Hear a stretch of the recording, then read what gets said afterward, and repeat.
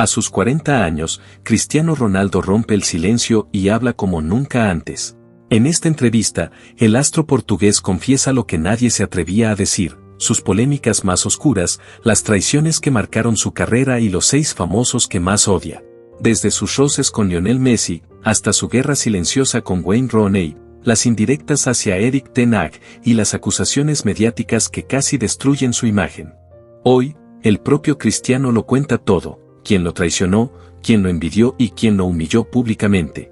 Quédate hasta el final, porque esta vez no hay filtro, no hay guión, solo la verdad del hombre más polémico del fútbol moderno. La gente me ve ahora y piensa que todo fue fácil, pero no tienen ni idea de lo que viví. Yo fui ese niño que pedía hamburguesas gratis en un McDonald's porque en mi casa no había nada para comer. Nací el 5 de febrero de 1985 en Madeira, una isla pequeña de Portugal, donde mis padres incluso pensaron en abortarme. No porque no me quisieran, sino porque no tenían cómo alimentarme. Mi padre era jardinero, y para ganarse unas monedas trabajaba también en un pequeño club regional. Me llevaba con él y yo jugaba con los balones viejos que encontraba. Desde ahí supe que el fútbol era mi escape, mi única salida. A los 10 años ya entrenaba más que cualquiera, no me importaba la escuela, solo quería jugar, era una obsesión. Pero mientras yo soñaba, mi padre se hundía en el alcohol y mi madre luchaba para mantenernos a todos con lo poco que tenía. Muchos me ven como un símbolo de éxito, pero pocos saben de las noches que lloré, de las veces que tuve hambre y de los amigos que me traicionaron cuando empecé a ganar. Hoy, con 40 años, puedo decirlo sin miedo, en este mundo del fútbol hay falsedad, envidia y mucha hipocresía. Y sí, hay 6 personas que jamás perdonaré. 6 nombres que marcaron mi carrera por las peores razones, y hoy voy a decir quiénes son y por qué los odio. Recuerdo el año 1997 como si fuera ayer. Tenía apenas 12 años, y todo lo que soñaba era jugar al fútbol, nada más. Me dieron una oportunidad para una prueba en Lisboa. Era un niño flaco, de Madeira, con un acento que todos se burlaban. Pero cuando tocaba el balón, algo cambiaba. Los ojeadores lo vieron enseguida. Me dijeron, ven con nosotros, tienes talento.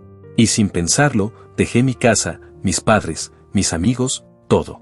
Imagínate, un niño de 12 años, solo, en una ciudad donde nadie te entiende, donde te miran raro por tu forma de hablar. Hubo días en que pensé en volver a Madeira, en rendirme. Pero algo dentro de mí no me dejó. Me dije, no vine hasta aquí para fracasar. Fui el primero en llegar al entrenamiento y el último en irme. Me llamaban flaco, así que empecé a entrenar más fuerte, a hacer pesas, a cambiar mi cuerpo. Pero justo cuando todo empezaba a mejorar, llegó el golpe más duro. Me diagnosticaron síndrome del corazón acelerado. El doctor me dijo que mi corazón latía demasiado rápido, incluso cuando estaba quieto. Tenía solo 15 años, y parecía que mi carrera había terminado antes de empezar. Recuerdo a mi madre llorando, mi familia rezando, y yo pensando, ¿por qué a mí? Me operaron. Fue rápido, pero fue el momento más difícil de mi vida. Y cuando volví 3 meses después, volví con otra mentalidad. Ya no jugaba solo por mí, jugaba para demostrarle al mundo que nada ni nadie podía detenerme. Ese fue el comienzo, del Cristiano Ronaldo que todos conocen hoy. Nunca olvidaré ese día. 14 de agosto del 2002. Entré como suplente, con apenas 17 años, y por fin estaba viviendo lo que había soñado desde niño. Era mi debut profesional, y aunque muchos me veían como un crío flaco con buen regate, yo sabía que era solo el comienzo. A los 18 años, varios clubes ya me querían, pero en mi cabeza había un solo objetivo, convertirme en el mejor jugador del mundo. Y para eso necesitaba un club que creyera en mí, y ese club fue el Manchester United. Cuando llegué, le pedí al Mr. Alex Ferguson usar el número 28, el mismo que tenía en Lisboa.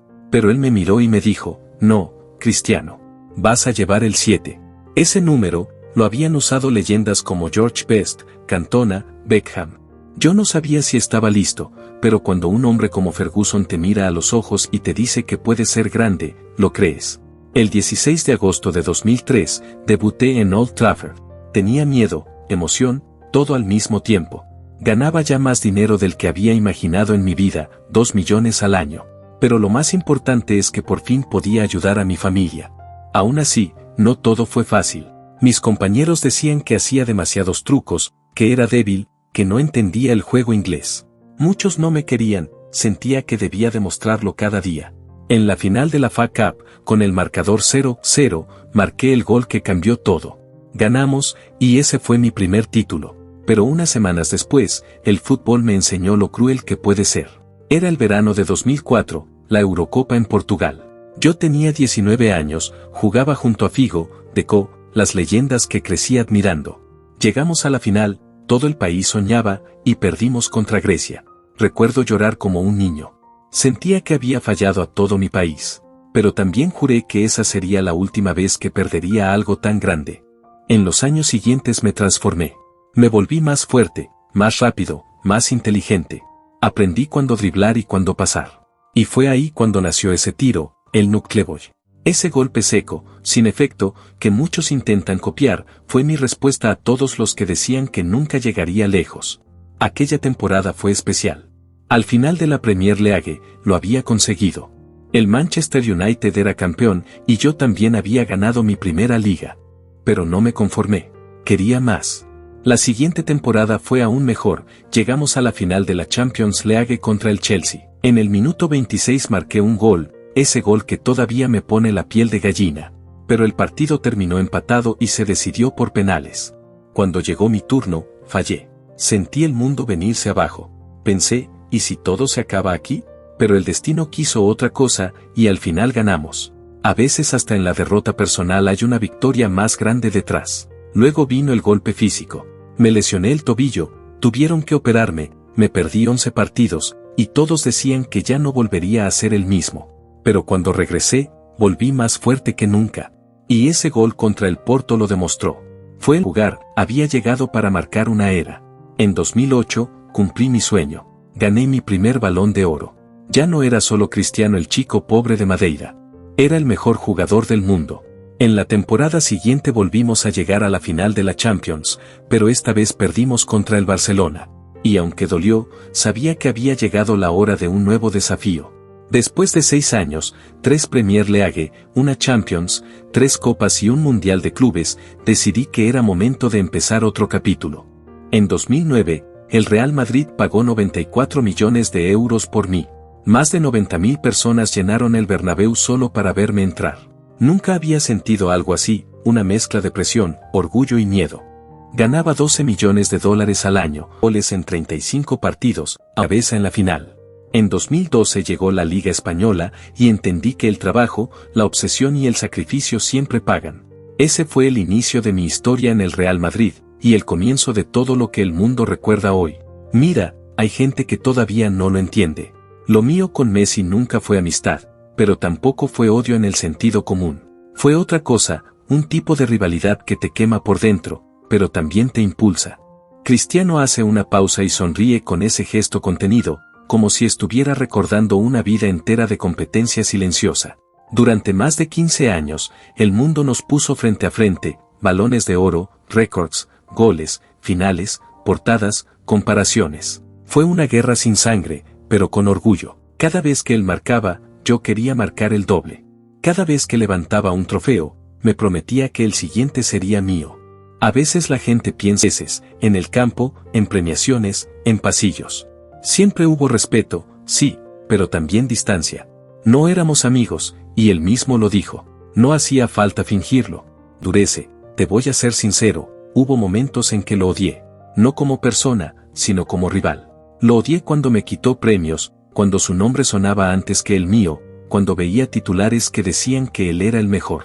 Eso dolía, porque yo también lo daba todo. Pero ese odio me dio fuerza. Sin él, tal vez no habría llegado tan lejos. Messi es el tipo de jugador que te obliga a ser mejor. Y aunque nunca fuimos cercanos, siempre supe que, en silencio, él también me miraba de reojo, igual que yo a él. No hay que decirlo, se siente. Cristiano suelta una leve risa y concluye con honestidad desarmante, ¿si lo odio? Ya no, pero lo odié durante años, sí. Lo odié de esa forma que solo entienden los que quieren ganar. Luego levanta la vista, mira a cámara y suelta la frase final, el fútbol nos separó como amigos, pero nos unió de oro, lo pueden borrar. Mucha gente todavía me pregunta por Wayne Rooney, y te voy a ser sincero, durante mucho tiempo fue una herida abierta. En el Mundial del 2006, jugábamos Portugal contra Inglaterra. Éramos compañeros en el Manchester United, y todos sabían la conexión que teníamos dentro del campo. Pero ese día, todo cambió. Rooney fue expulsado por una falta fuerte, y las cámaras me captaron haciendo ese famoso guiño al banquillo. La prensa hizo fiesta con eso. Portadas, titulares, insultos. Me pintaron como el traidor. A la vuelta a Inglaterra, los abucheos eran insoportables. Cada vez que tocaba el balón, miles de personas me gritaban cosas terribles. Yo tenía apenas 21 años y sentía que el mundo entero estaba en mi contra. Lo peor fue que muchos decían que Rooney y yo nos odiábamos, que ya no podíamos compartir vestuario.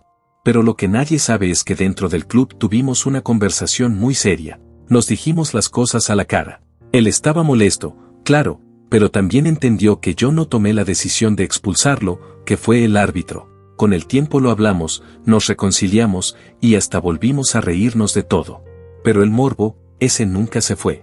Hasta hoy hay gente que cree que lo hice a propósito, que disfruté verlo fuera del partido. Pero no fue así. A veces el fútbol crea historias que ni los mejores guionistas podrían escribir, y esa fue una de ellas.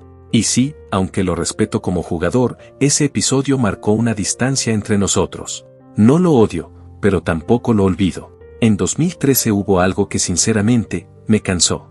Todos los días abría una revista o una red social y veía mi nombre junto al de Diana. Todo empezó porque coincidimos en un evento y nos tomamos unas fotos. Ella fue amable, yo también, como con cualquier persona famosa que respeto. Pero al poco tiempo, la prensa comenzó a inventar historias, que si salíamos, que si había algo entre nosotros, que si yo la había invitado a un partido. Y luego, cuando le preguntaron a ella por mí, soltó una frase que muchos interpretaron como una indirecta sobre mi sexualidad. No voy a repetir exactamente lo que dijo, pero todos los titulares eran los mismos. Diana se burla de Cristiano, la cantante confirma lo que todos sospechan. Fue una locura. Yo nunca hablé del tema públicamente, porque entendí que darle importancia solo alimentaba el juego mediático. Pero no te voy a mentir, me molestó. No por lo que insinuó, sino por la falta de respeto. Porque detrás de la fama y del dinero, sigo siendo una persona, con familia, con hijos, con una vida privada. Y aunque nunca la ataqué ni le falté el respeto, ella eligió el silencio y la ambigüedad, sabiendo perfectamente cómo funcionaba la prensa. Desde entonces, decidí mantener distancia total. Nunca hubo romance, nunca hubo amistad, solo un malentendido que la gente convirtió en espectáculo. Así que sí, si me preguntas si guardo rencor, te diré la verdad, no la odio, pero es una de esas personas que aprendí a no volver a confiar. Lo de Sepp Blatter fue una de esas cosas que te dejan sin palabras. Era 2013, yo estaba en mi mejor momento, marcando goles, ganando títulos, rompiendo récords, y de repente, el presidente de la FIFA, la persona que se supone debe representar el respeto y la neutralidad en el fútbol, aparece en una conferencia imitándome. Caminaba como yo, se pasaba la mano por el pelo, y entre risas decía que prefería a Messi, que yo era demasiado serio, que pasaba mucho tiempo en el peluquero. Imagínate. No era un fan ni un periodista quien lo decía, era el presidente del fútbol mundial burlándose públicamente de un jugador que en ese momento estaba en la cima. Recuerdo que cuando vi el video, no supe si reírme o enfadarme. Al principio pensé que era una broma sacada de contexto, pero no, lo dijo con total naturalidad, como si fuera gracioso. El Real Madrid exigió una disculpa oficial y al final Blatter tuvo que pedir perdón, pero para mí, eso no borra lo que hizo. Porque detrás de esa burla, había algo más, falta de respeto, ego y favoritismo. Nunca me ha importado que jamás podrá entender lo que me costó llegar hasta aquí, y Blatter es uno de ellos. No lo odio, pero sí lo tengo donde se guardan las decepciones más grandes. Hay cosas que uno nunca quiere recordar, pero que se quedan grabadas para siempre. Lo de Diogo Jota fue una de ellas. Era un chico con un talento increíble, humilde, con futuro. Le tenía cariño, lo veía como a un hermano menor. A veces hablábamos, le daba consejos, sobre la vida, la fama, y sobre lo que realmente importa cuando el dinero empieza a llegar, la responsabilidad. Recuerdo perfectamente que un día le dije, no hagas tonterías, el fútbol no lo es todo. Cuida tu vida, cuida a tu familia. Pero a veces uno aprende demasiado tarde. Aquella noche salió con su Lamborghini, manejando a una velocidad absurda, más de 200 kilómetros por hora, en una carretera donde el límite era 120. Dicen que fue un fallo en la rueda, pero en el fondo, todos sabemos que fue imprudencia.